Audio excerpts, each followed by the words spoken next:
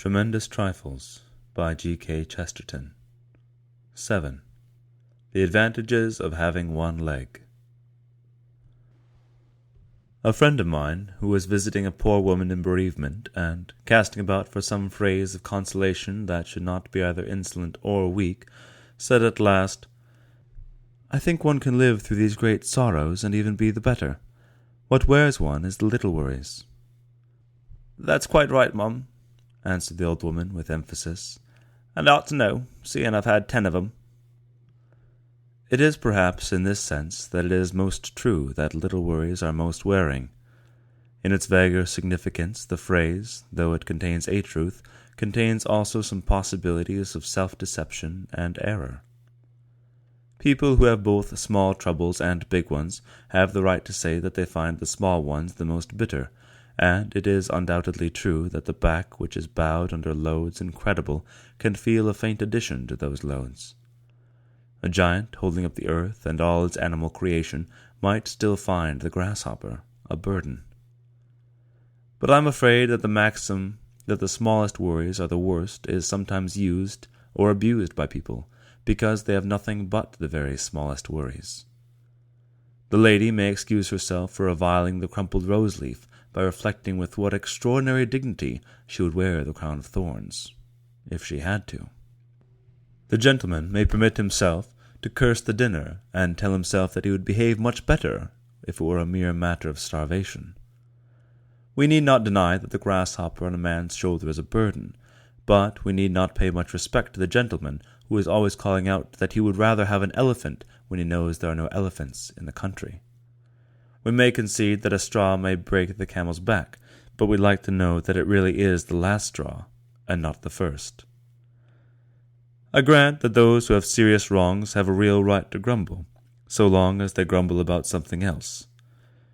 It is a singular fact that if they are sane, they almost always do grumble about something else. To talk quite reasonably about your own quite real wrongs is the quickest way to go off your head. But people with great troubles talk about little ones, and the man who complains about the crumpled rose-leaf very often has his flesh full of the thorns. But if a man has commonly a very clear and happy life, then I think we are justified in asking that he shall not make mountains out of molehills. I do not deny that molehills can sometimes be important. Small annoyances have this evil about them, that they can be more abrupt because they are more invisible. They cast no shadow before, they have no atmosphere. No one ever had a mystical premonition that he was going to tumble over a hassock. William III died by falling over a molehill. I do not suppose that with all his varied abilities he could have managed to fall over a mountain. But when all of this is allowed for, I repeat that we may ask a happy man, not William III, to put up with pure inconveniences, and even make them part of his happiness. Of positive pain or positive poverty I do not here speak. I speak of those innumerable accidental limitations that are always falling across our path. Bad weather, confinement to this or that house or room, failure of appointments or arrangements, waiting at railway stations, missing posts, finding unpunctuality when we want punctuality, or, what is worse, finding punctuality when we don't. It is of the poetic pleasures to be drawn from all these that I sing. I sing with confidence because I have recently been experimenting in the poetic pleasures which arise from having to sit in one chair with a sprained foot, with the only alternative course of standing on one leg like a stork.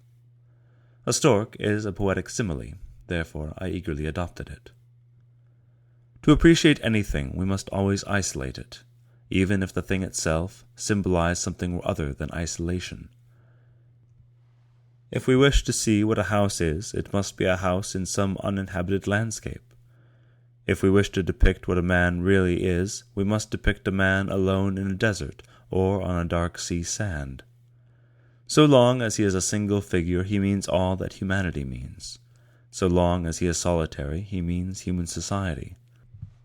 So long as he is solitary, he means sociability and comradeship. Add another figure, and the picture is less human, not more so. 1 is company, 2 is none. If you wish to symbolize human building, draw one dark tower on the horizon. If you wish to symbolize light, let there be no star in the sky. Indeed, all through that strangely lit season which we call our day, there is but one star in the sky, a large, fierce star which we call the sun. One sun is splendid. 6 suns would be only vulgar. One tower of Giotto is sublime. A row of towers of Giotto would be only like a row of white posts. The poetry of art is in beholding the single tower, the poetry of nature in seeing the single tree, the poetry of love in following the single woman, the poetry of religion in worshipping the single star. And so, in the same pensive lucidity, I find the poetry of all human anatomy in standing on a single leg. To express complete and perfect leggishness, the leg must stand in sublime isolation, like the tower in the wilderness. As Ibsen so finely says, the strongest leg is that which stands most alone. This lonely leg on which I rest has all the simplicity of some Doric column. The students of architecture tell us that the only legitimate use of a column is to support weight. This column of mine fulfills its legitimate function. It supports weight. Being of animal and organic consistency, it may even improve by the process, and during these few days that I am thus unequally balanced, the helplessness or dislocation of the one leg may find compensation in the astonishing strength and classic beauty of the other leg. Mrs. Mountstuart Jenkinson, in Mr. George Meredith's novel, might pass by at any moment, and, seeing me in the stork-like attitude, would exclaim, with equal admiration and a more literal exactitude, "He has a leg." Notice how this famous literary phrase supports my contention touching this isolation of any admirable thing. Mrs. Mountstuart Jenkinson, wishing to make a clear and perfect picture of human grace, said that Sir Willoughby Patterne had a leg. She delicately glossed over and concealed the clumsy and offensive fact that he had really 2 legs. 2 legs were superfluous and irrelevant, a reflection and a confusion. 2 legs would have confused Mrs. Mountstuart Jenkinson like 2 monuments in London. That, having had 1 good leg, he should have another, this would be to use vain repetitions as the Gentiles do. She would have been as much bewildered by him as if he had been a centipede. All pessimism has a secret optimism for its object. All surrender of life, all denial of pleasure, all darkness, all austerity, all desolation has for its real aim this separation of something so that it may be poignantly and perfectly enjoyed.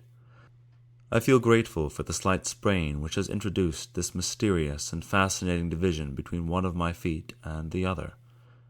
The way to love anything is to realize that it might be lost. In one of my feet I can feel how strong and splendid a foot is. In the other I can realize how very much otherwise it might have been. The moral of the thing is wholly exhilarating. This world and all our powers in it are far more awful and beautiful than even we know until some accident reminds us. If you wish to perceive that limitless felicity, limit yourself, if only for a moment. If you wish to realize how fearfully and wonderfully God's image is made, stand on one leg. If you want to realize the splendid vision of all visible things, wink the other eye.